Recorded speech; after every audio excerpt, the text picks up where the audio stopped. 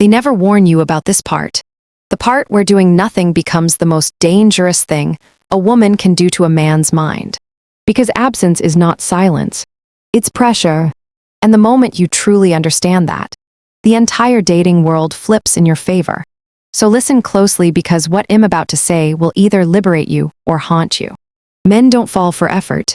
They fall for impact. And impact is created in the space you leave behind, not the noise you make trying to be seen.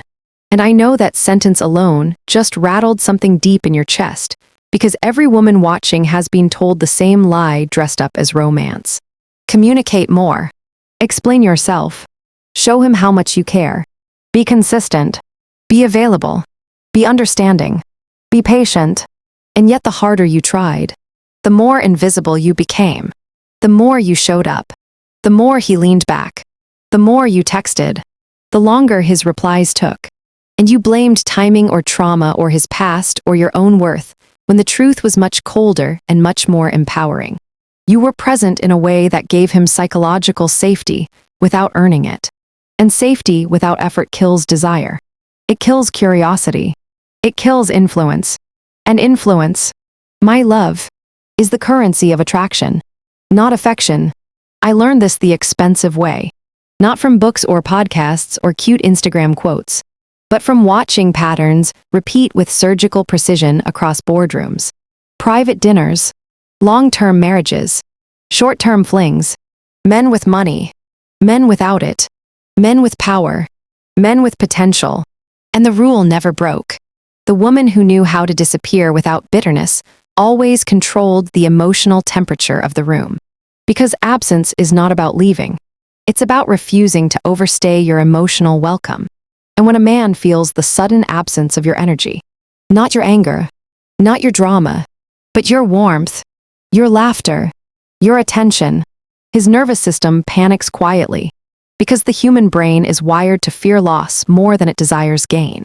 And when you remove yourself without explanation, without speeches, without long texts trying to be understood, you trigger the most ancient psychological mechanism known to man: uncertainty paired with value. Philosophers understood this centuries ago. Lao Tzu said that what we use is not the pot, but the emptiness inside it. And modern psychology echoes the same truth. Desire lives in the gap between presence and mystery. And most women collapse that gap out of fear. Fear of being forgotten. Fear of being replaced. Fear of seeming cold. Fear of losing him. When in reality, it is your constant availability that makes you easy to emotionally categorize. And once categorized, you are no longer chased. You are managed. Let me tell you a real thing I watched happen more than once. A woman, magnetic, intelligent, warm, the kind of woman men brag about landing. She gives her full attention early, not because she's weak, but because she's genuine. And within weeks the man relaxes.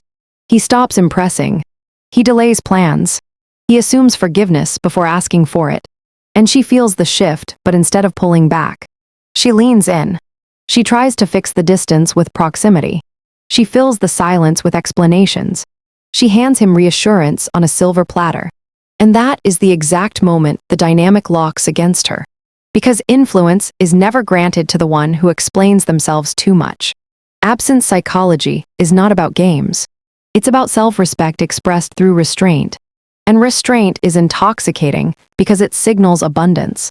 It says, I have a full life that does not pause waiting for your validation. And when that message lands, something primal wakes up in him. Because men are not motivated by comfort in early attraction. They are motivated by pursuit, by the possibility of loss, by the need to re-earn what felt secure 5 minutes ago.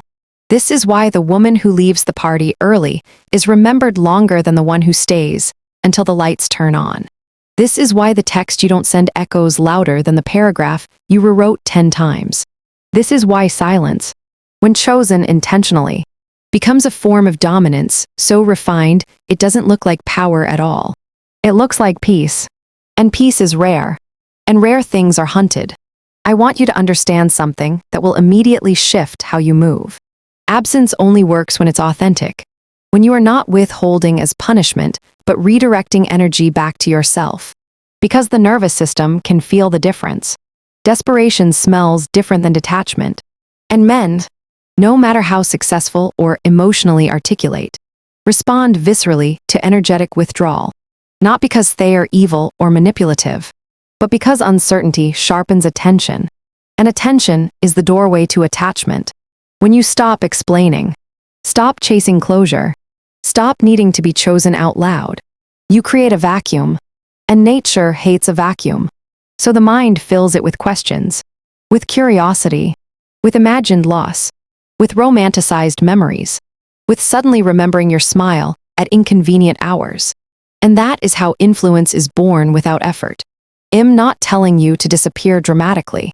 I'm telling you to stop leaking energy into places that have not earned permanent access. To leave conversations before they drain you. To end nights on a high note. To reply when you want to, not when anxiety demands it. Because the most powerful women are not cold. They are selective. And selectiveness is interpreted as value every single time. If you've ever wondered why a man becomes more attentive when you're busy, more affectionate when you stop overgiving, more curious when you stop overexplaining, this is why. Because absence reminds him that your presence was a privilege, not a guarantee. And once a man feels that shift, once he senses that you are not orbiting him emotionally, his behavior recalibrates instinctively.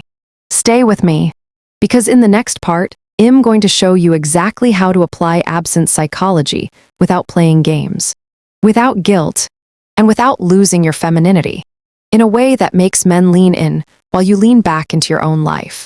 And if this is already landing, do me one thing right now. Subscribe to Femphoria, turn on notifications, and comment, "I'm reclaiming my power." Because the women who apply this don't just get attention. They set the tone everywhere they go.